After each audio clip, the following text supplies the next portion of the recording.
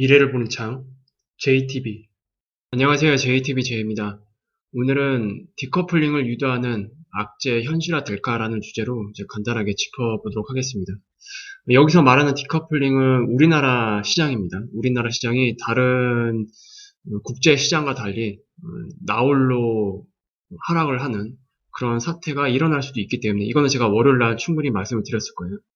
그래서 좀 더 구체적으로 그 디커플링을 유도하는 악재가 도대체 어떤 식으로 만들어질 수 있는지, 지금 어쨌든 뭐 2차 대유행 조짐이다 뭐 여러 가지 이야기들도 나오고 있고, 그리고 코로나 문제뿐만이 아니고 우리 시장을 위협하는 그 악재들이 조금씩 만들어지고 있기는 합니다.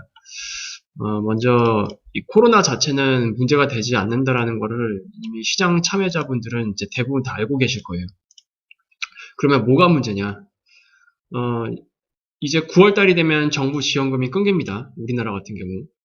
그러면 이게 끊긴 이후에 그대로 경제가 회복이 되는 국면이 맞아 떨어지면 상관이 없어요. 상관이 없는데 정부 지원금이 끊기는 시점과 2차 대유행이 맞물릴 경우가 문제입니다.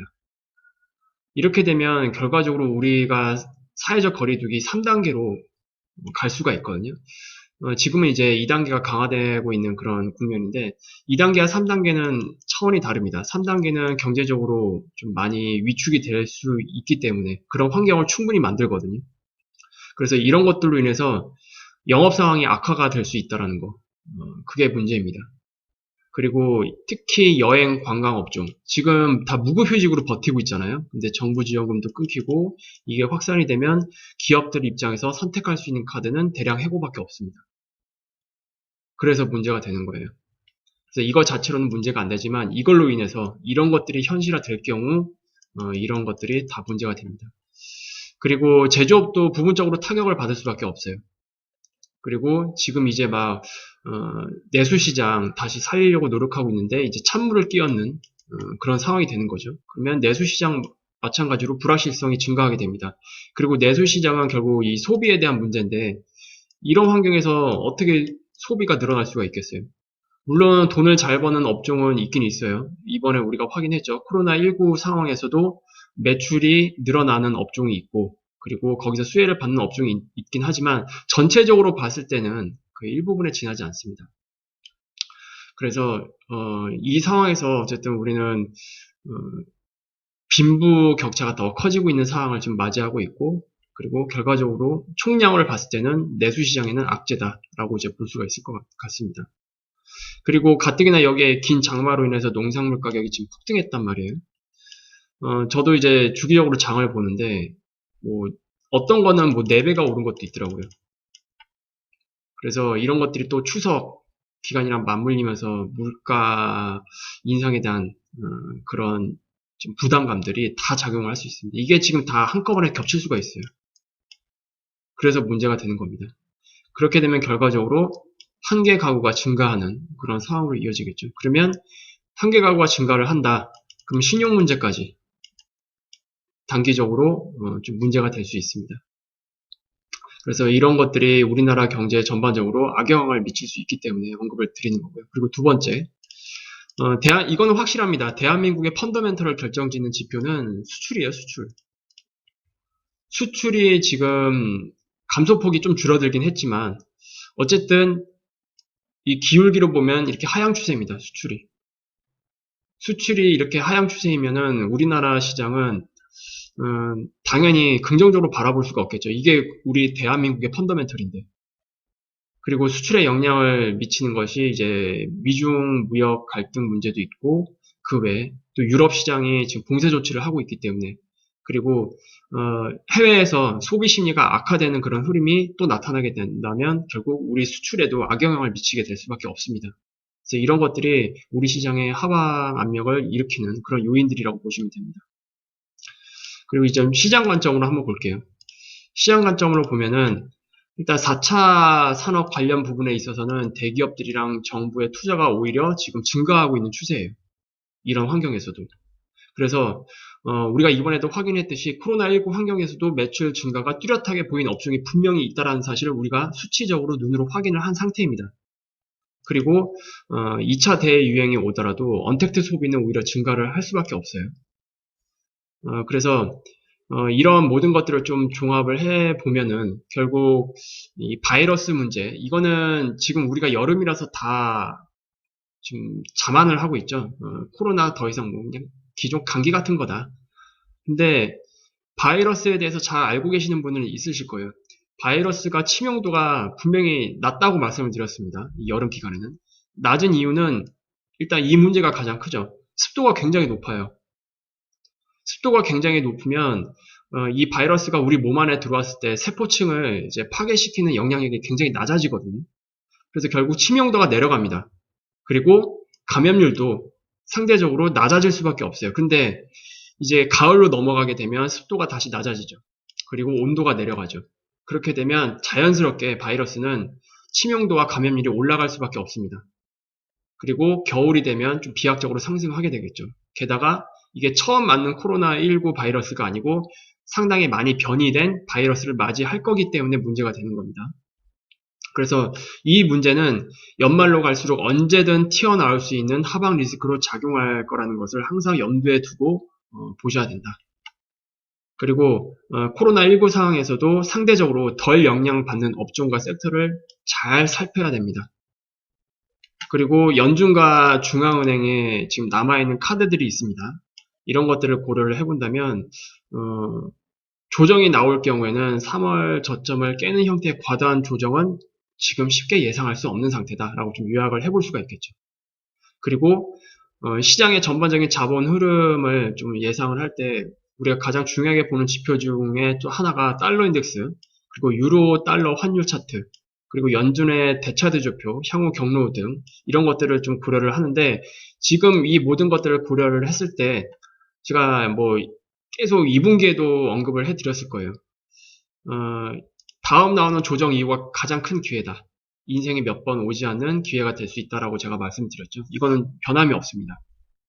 근데 최근 머리 꼭대기까지 먹으려고 계속 달려들다가 자칫하면 기회비용을 다 놓치는 불상사가 일어날 수도 있습니다. 이미 어제 시장을 통해서 뭐 한두 달 동안 쌓아 올린 수익금을 절반을 다 날려먹는 사람들도 있었고 아예 다 토해낸 사람들도 있었습니다.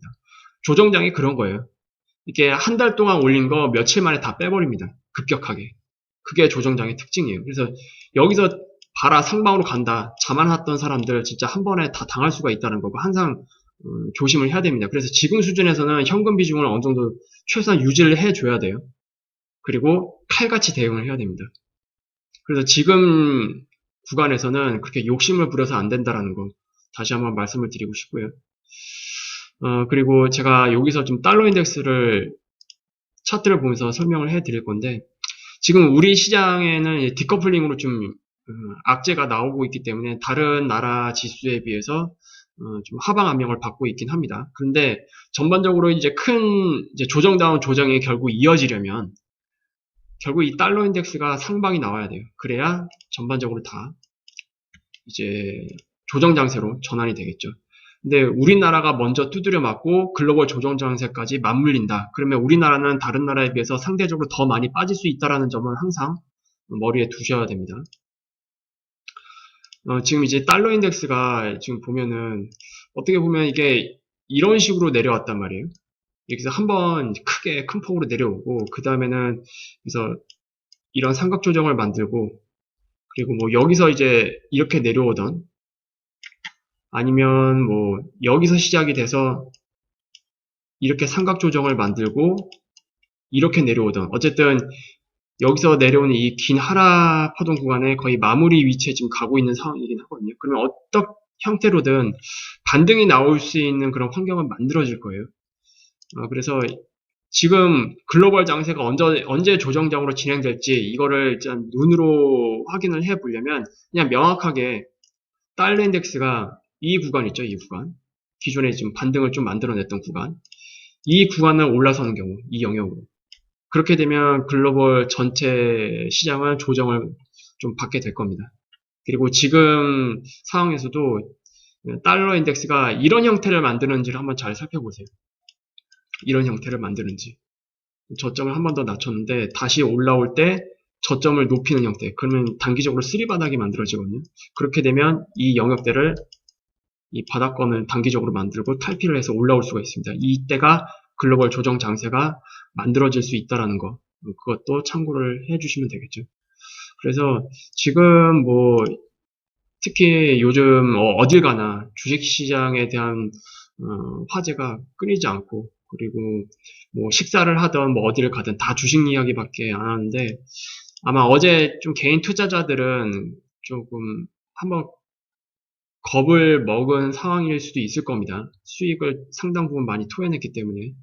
근데 이거는 뭐 이제 시작에 불과한 거고 뭐 지금 지수가 완전히 고점이 나왔다라고 확정 지으려면 이번 주 지수를 다 봐야 됩니다. 이번 주 금요일까지.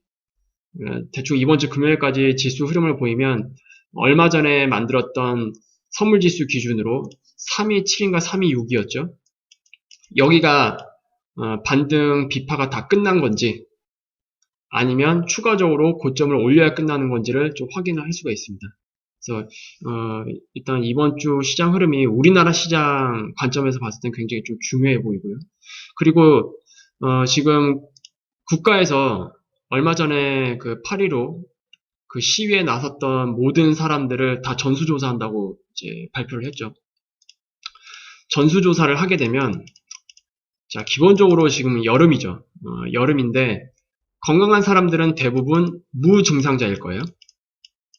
무증상자이기 때문에 검사를 하지 않으면 여기는 데이터로 나오지 않습니다. 근데 전수조사를 하게 되면 이 무증상자들의 데이터까지 다 튀어나옵니다.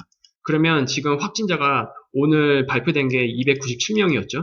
이게 더블링 되는 지표가 갑자기 툭 튀어나올 수가 있어요. 그렇게 되면 당연히 우리나라 시장에 또 한번 충격을 주겠죠. 단기적으로. 그런 것들도 다 염두를 해 두시고 어쨌든 지금 상황은 우리나라만 디커플로 만들 수 있는 그런 악재들이 지금 어쨌든 만들어지고 있기 때문에 그런 것들을 조심해서 잘 고려를 해서 시장에 참여를 해야 된다. 그리고 이 확진자, 일일 확진자 지표가 갑자기 더블링 되는 지표가 언제 튀어나올지 모른다. 그런 것들도 이제 참고를 해서 보시면 될 것 같습니다. 그래서 오늘은 좀 이렇게 좀 간단하게 마무리 짓고요. 이번 주 금요일까지 지수 흐름이 중요하다고 말씀드렸는데 멤버십 분들은 금요일날 그 시장 분석 시간에 같이 확인해 보도록 하겠습니다. 그럼 유익한 영상이 되셨다면 구독, 알람, 좋아요 부탁드리고요. 다음 시간에 다시 찾아뵙도록 하겠습니다. 감사합니다.